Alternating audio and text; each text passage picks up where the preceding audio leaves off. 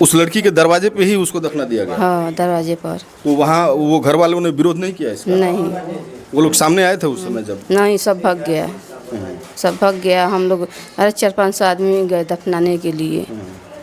तो आप देख सकते हैं घटना को लेकर इतना आक्रोश है कि उस लड़की का जो शव है वो उसी के दरवाजे पे दफना दिया गया है। इस वक्त हम मौजूद हैं सिवान जनपद के मैरवा प्रखंड के अंतर्गत आने वाले बड़गांव में। विगत 3 जुलाई को सोहनपुर के पास प्रताप छापर पेट्रोल पंप के नज़दीक एक 10 वर्षीय बच्ची का शव बरामद हुआ था।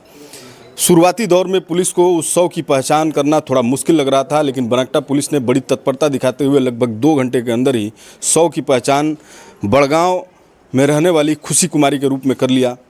ये हत्याकांड शुरुआती दौर में तो इतना तूल नहीं पकड़ा, लेकिन समय के साथ साथ धीरे धीरे ये मामला हाई प्रोफाइल होते जा रहा है। आज हम उसी लड़की के घर पे मौजूद हैं जहां वो रहती थी, जहां उसका परवरिश होता था, यानी कि उसके बुआ के घर पे मौजूद हैं। और यहाँ पे तमाम नेता और क्षेत्रीय लोगों का आना जाना लगा हुआ है। लोगों में आक्रोश देखने के लिए मिल रहा है। इस हत्याकांड को लेकर तमाम तरह की चर्चाएं भी चल रही हैं। संपत्ति का विवाद भी बताया जा रहा है। ऐसी चर्चा आ रही है कि जो लड़की है वो लगभग करोड़ों रुपए की संपत्ति की मालकिन थी। आने वाले समय में वो संपत्ति उसकी होती, और शायद यही वजह है कि इस तरह से, इस निर्मम तरीके से उस मासूम बच्ची का हत्या किया गया। आज हम यहाँ मौजूद हैं, उस लड़की की बुआ हैं। इन्हीं के तहरीर पर, इन्हीं के शिकायत पर इस मामले को मैरवा थाने में पंजीकृत किया गया है और पुलिसिया जांच प्रचलन में है। इनसे जानेंगे कि आखिर क्या कुछ मामला था। क्या नाम है आपका? आरती देवी। खुशी कुमारी आप ही के घर यहीं रहती थी? यहीं रहती थी। क्या लगती थी वो आपकी? भतीजी हैं। कितने दिनों से आपके यहाँ थी वो? 3 साल की थी तब से थी यहाँ पर। कब घर से वो लापता कब हुई? 2 तारीख को स्कूल 9 बजे गई तो 4 बजे नहीं आई, तो हम उसको खोजने लगे जी कहाँ है कहाँ है। तो खोजते खोजते शाम हो गया, तो हम थी सब हितई नतई सब फ़ोन करेगी कि थी हाँ खुशी गई है, खुशी है तो नहीं।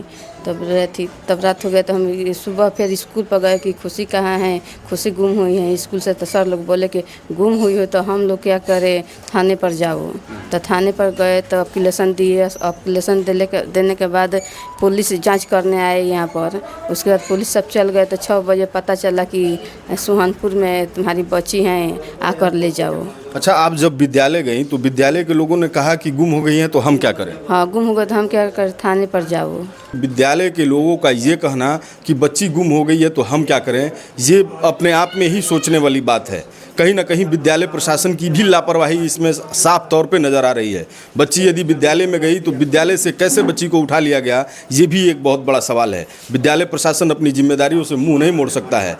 इस तरह से यदि होता रहे तो विद्यालय में बच्चे जा रहे हैं कि कब किस बच्चे के साथ क्या हो जाए कुछ कहा नहीं जा सकता है। ज़रूरत है विद्यालय प्रशासन को भी अपनी व्यवस्था को चुस्त दुरुस्त करने की।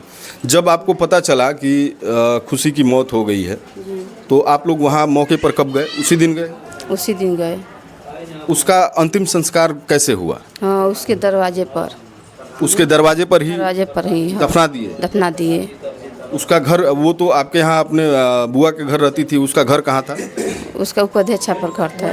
उपाध्यक्ष? हाँ, उपाध्यक्ष पर। तो उस लड़की के दरवाजे पे ही उसको दफना दिया गया? हाँ, दरवाजे पर। तो वहाँ वो घर वालों ने विरोध नहीं किया इसका? नहीं, वो लोग सामने आए थे उस समय जब? नहीं, सब भाग गया, सब भाग गया। हम लोग 4-5 आदमी गए दफनाने के लिए। तो आप देख सकते हैं घटना को लेकर इतना आक्रोश है कि उस लड़की का जो शव है वो उसी के दरवाजे पे दफना दिया गया है। उसके माता पिता कहाँ? माता पिता नहीं हैं।